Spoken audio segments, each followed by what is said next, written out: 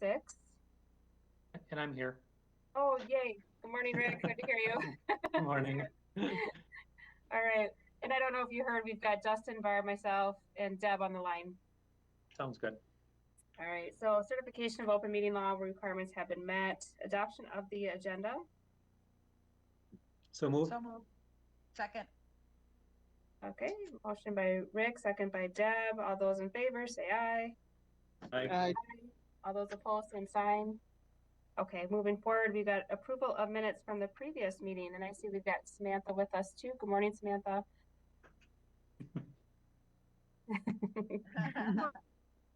Morning. Okay, any concerns with the minutes from the last meeting? Nothing here. I'll go ahead and make a motion to approve those minutes. I'll make a motion. I've been here the whole time. Okay. All right. I think, all right, Barb made a motion to approve the minutes. I'll go ahead and second. Second. Okay. Oh, go ahead. That's fine. All right, second by Rick. All those in favor say aye. Aye. Aye. Aye. All those opposed, same sign. All right, minutes carry. All right, on to item number 5, our public health update. Barb, you're up. We're doing better. Our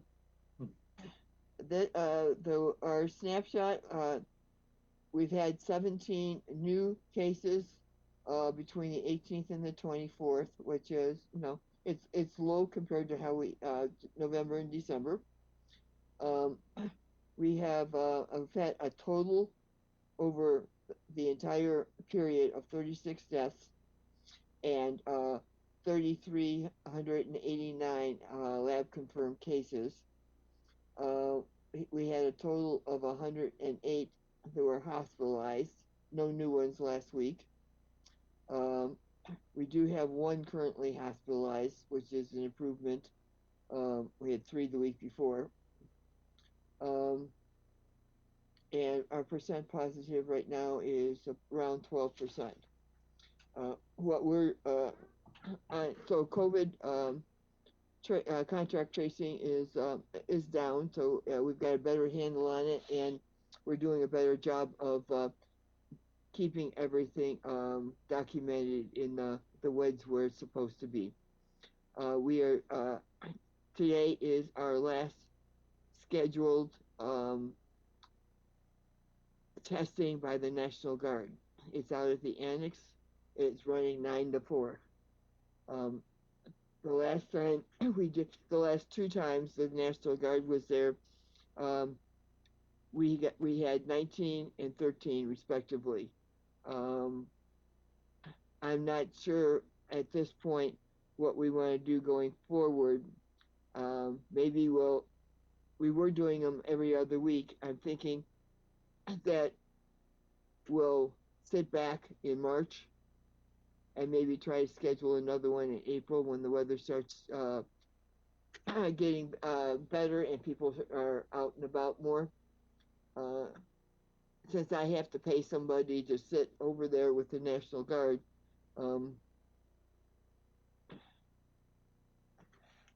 trying to cut down on expenses a little bit. And if you got like 12 National Guards there plus one of mine, and you get 13 people show up for testing, it's let's use the word disappointing at the least. This is not just a Trempealeau County phenomenon. We're seeing the same thing all across the state with testing is down. And I'm hoping that that's not why our positives are down. Let's see. We are we are partnered with Mayo and with Gunderson Lutheran for helping with COVID immunizations. The schools open up, their educational staff open up as being eligible on March 1st. And the Gunderson and Mayo have been wonderful at stepping up and saying, I'll do this school, I'll do that school, to try to help us out, because just on the list that we had was like 743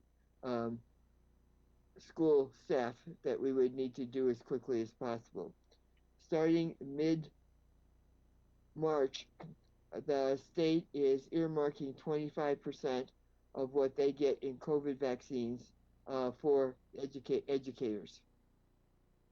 So that's something that we're working through, and in terms of I say a lot of the coordination is being done here of who's doing what schools and stuff here at the health department.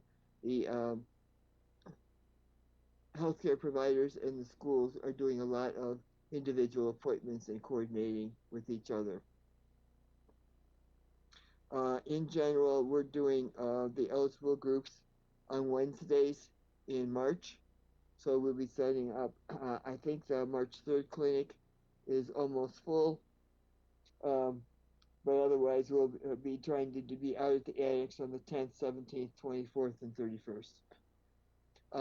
This week we asked for, or for the 3rd, we asked for 160 doses. We got 96. So what we ask for and what we get, we don't know, and we don't have a lot of visibility. This is probably the most visibility we've had. Sometimes we don't know until Sunday night what we're going to have. Usually vaccines arrive on Tuesdays. I'm not sure what else you want to know. We're working through it. Like I said, with the partners helping us out and us, we're just above average in terms of the state on getting people vaccinated. Thank you, Barb. That's good to hear. Any questions for Barb regarding COVID-19 update? I'm just watching the numbers, and the fact you're not even doing the Facebook updates on a daily basis is just a good sign. The numbers are down. I mean, that's a good thing. And even if it's that people aren't going in to get tested, clearly the numbers of hospitalized are going way down. So that shows the severity is going down. So that's all encouraging. Mm-hmm. Yeah. The only thing we're DHS is concerned about is the variants, and it remains to be seen. And right now, it looks like Johnson & Johnson vaccine is before the ACIP in terms of being reviewed and seeing if they're going to do an emergency use authorization for it. I'm hearing different things on the effectiveness of Johnson & Johnson vaccine. But the good thing about it is that it's a one-dose only thing. Also on the news that is a good thing is that they've changed the storage requirements for the Pfizer vaccine. The Pfizer vaccine is what we have had.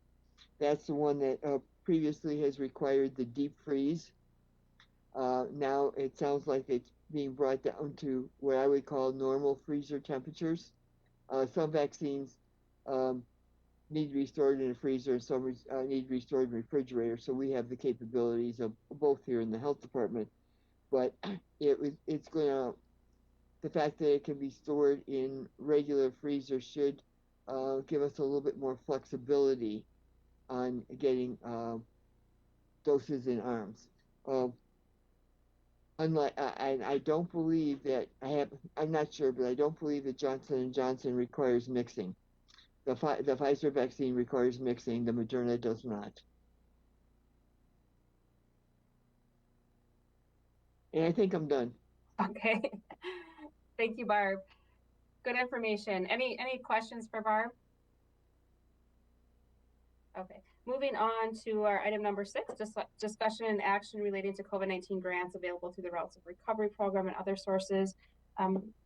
Deb, I guess I'll turn to you. I know that you gave a good update on this yesterday at the department head meeting. I don't know if there's anything more to add since our meeting yesterday. I imagine this will be a brief discussion, but do you have anything else with it?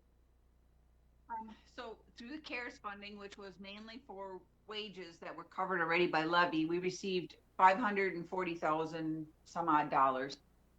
So that will all go to the general fund. Paul is working with the Integrity Group for all the stuff that we bought, computers and remodeling and PPE and all the technology and all kinds of stuff. So we're sending in our submission for that. Again, as I've updated you before, we were planning on being Typically, you get reimbursed at 87.5% from, you get 75% from FEMA. The state gives you another 12.5%. We would have had to come up with 12.5%, but FEMA is now doing 100% as of the first of the year. So actually not submitting our stuff until when we did actually saved us probably Paul's guessing between $60,000 and $70,000 that we didn't have to come up with a match. So that was pretty good. The TV studio has now submitted some additional for some cameras to do a better job with cameras for the board meeting. So I did put out a plea to department heads. If there are things that you can think of related to telework, anything related to COVID, getting the word out on vaccines, whatever it is that you do, and there's expenses associated with that, please talk to Paul and I so we can communicate with integrity to make sure that that could be reimbursed. And then if so, then you would run it through your committee to get approval. It's encouraging. We're going to be, we've been able to make some really serious investments in our county with this money, and it's really been a great opportunity for us to get some things. The TV studio, you know, they do that auction every year to get about $3,000 or $4,000 to buy some equipment, and now they're able to buy almost $40,000 worth of equipment with this grant. So it's been a real blessing to our county. Unfortunately, it's because of COVID, but the funding has been very helpful to our county. Yeah. Like last year, the health department is receiving some funds that are earmarked strictly for the health department. Yeah, there's other, like the ADRC has gotten some special funding. I think the sheriff has. So there's those pots of money I'm not involved in for this that are specialized for each area. So really, when you add all that up, you're right, Barb. It really does make an impact on our county. Great, thank you for that update, Deb. Appreciate that. Any additional questions or comments for Deb on COVID funding? Okay, we are moving right along. Item number 7, discussion and action on availability of PPE. Dustin, I know that you said that Jeremy was not available this morning. Do you have any account on where we're at with PPE? As far as I know, I think we're still standing good, but do you have anything to add along those lines? Yeah, he mentioned this morning that he is still sitting pretty well with everything that he has. Mentioned that he talked to Barb, I think it was yesterday, and she has a lot of masks as well. So I think we're still sitting pretty good. Okay, perfect. Any additional needs or anything that anybody's aware of that we should be thinking of in terms of PPE? The only thing is, I think everybody knows that the courts are starting to open up more, so we might see more traffic. So that might use up some more or additional masks if people don't have them when they get here. That's the only thing that from my perspective, is potentially new. Do we have enough masks down there right now in the front by security? Or do I need to bring them some? That is an excellent question, Barb. I'll tell you what, when around mail time, I'll take a wander down there with a couple boxes. And just happen to leave them down there for the just in case. Don't leave them in a weird looking suitcase or bag or anything. They might grab something. Oh, that would be fun. Okay. All right, No. thank you. Okay, anything else along the lines of PPE?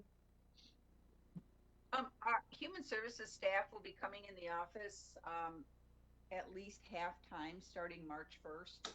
So we will, which also means we'll be seeing more people in our building for that, and we'll also be having staff out doing more visits.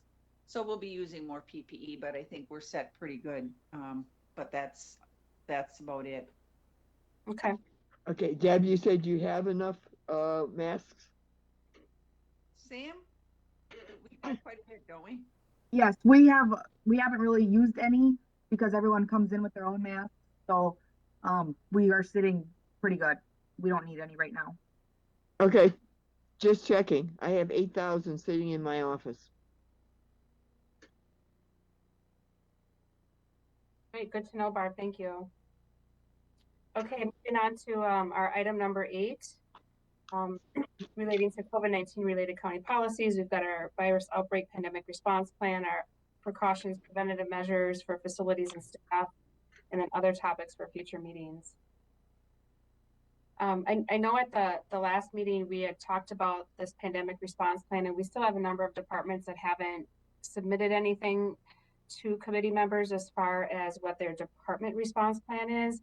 I know that Sally Miller has suggested putting together a questionnaire at the last meeting that we could possibly send out to department heads, and then they could just fill out this questionnaire, and then we can use that information in turn to create their department pandemic response plan.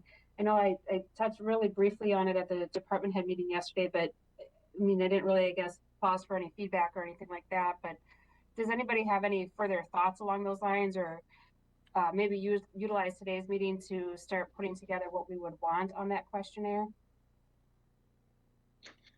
Yeah, it's a lot easier to answer questions than to try to come up with and anticipate what will be needed in a plan.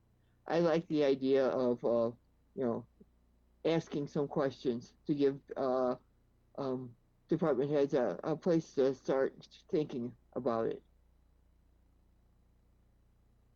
And there might be some offices that there's really not much they could do differently either. So Yeah. maybe we just ask them something as simple as how do you operate your department during a pandemic? What techniques have you used? Yeah, what are you doing differently this year than you were doing in 2019? Yeah. Do we want to get into like what are their, you know, essential functions? Are they set up for remote work? Is that a potential? I mean, how detailed do we want to make this be? I'm picturing this being more of a like a survey type questionnaire instead of versus an email, because like I said, we've sent emails asking for this information, we're not getting it. So my thought was in more of a survey type format.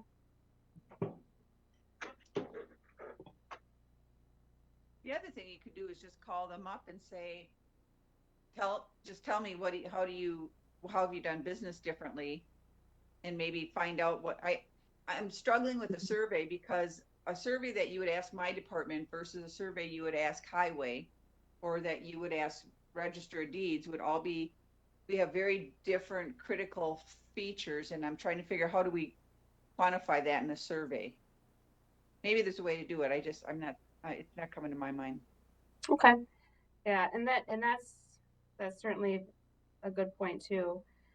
And maybe it's something that would come later on once we have like the general information if we need to fine tune it. So I mean, yeah, there's still I think a couple phases with this pandemic response plan that we have yet to go. And certainly I could try reaching out by phone and seeing if that helps in the meantime. This is the Brett and me. Why don't we arrange, divide up the departments between us here on the committee and arrange a lunch meeting that the committee will pay for, and that we will sit and discuss the subject one-on-one between two department heads.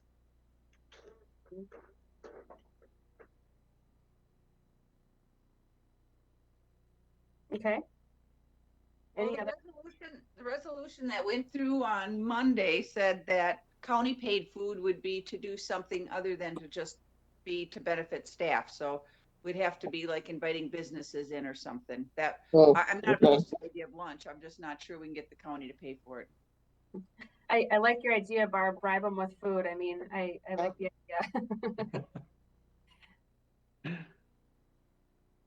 Okay. Well, we can keep thinking about this topic, and certainly if anyone has any ideas, we can certainly go with it. But I know for me, not having these meetings weekly gives us a little bit more time to reach out and do some of this work. So, you know, maybe by the next meeting I'll have talked with anybody, and if any of you have talked with any department heads too and can jot down some notes, that's always helpful too. Just so I'm clear, what we're looking for is each department to give us what their pandemic response has been during the pandemic, so we can put something together for future reference. Is that correct?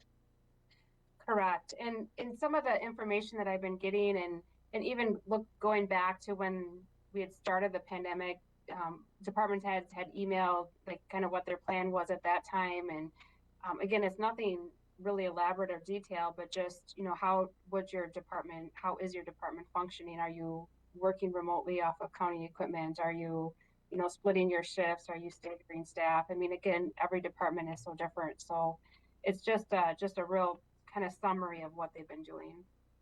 Okay. And do you have a list of those departments that have not responded? I'm not trying to shame anybody, but just so we know who we still need to reach out to.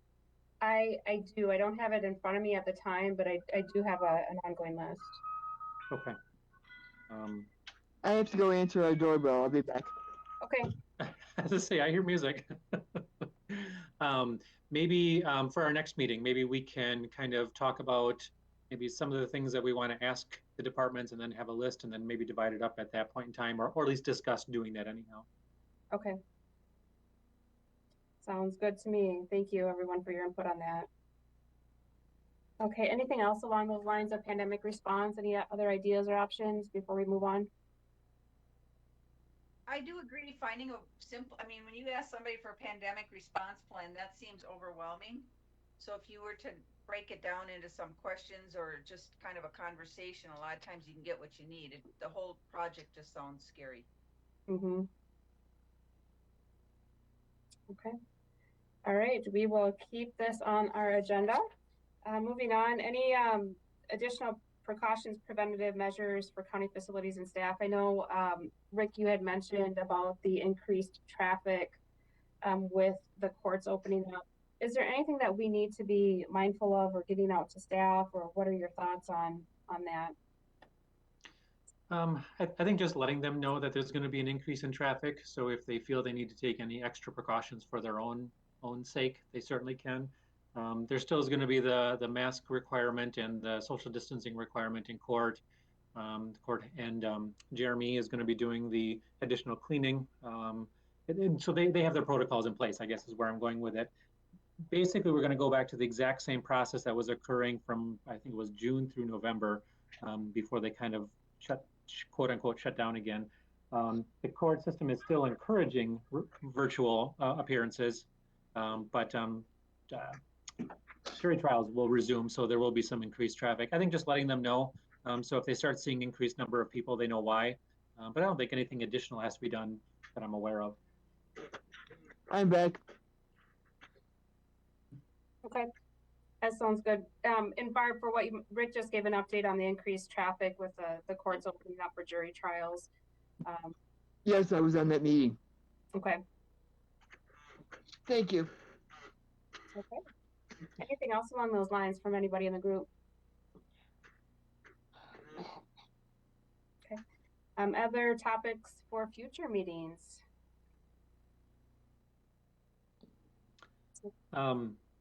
In this, and I'm hesitant to even say this because I don't want to send off alarms with everybody.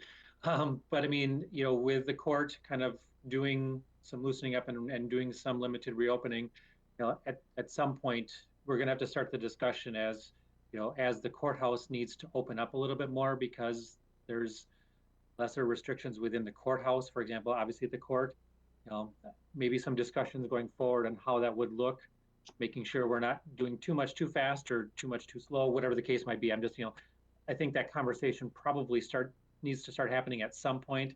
I'm not saying today, tomorrow, or next week, but at some point that probably is something we need to start discussing, you know, more long-term, looking at what are we going to do as we start opening up again. Yeah, and I think that makes a good point, Rick. You know, and I don't know if departments, I mean, Deb, you had mentioned that you'll probably have some more increased traffic with clients and visits and things, but are other departments experiencing more in-house traffic from the public, or are we still pretty much by appointment only, you know, reporting to the front door? I know that's been our protocol, but have anybody in this group seen increased traffic already? Sam, have you noticed it?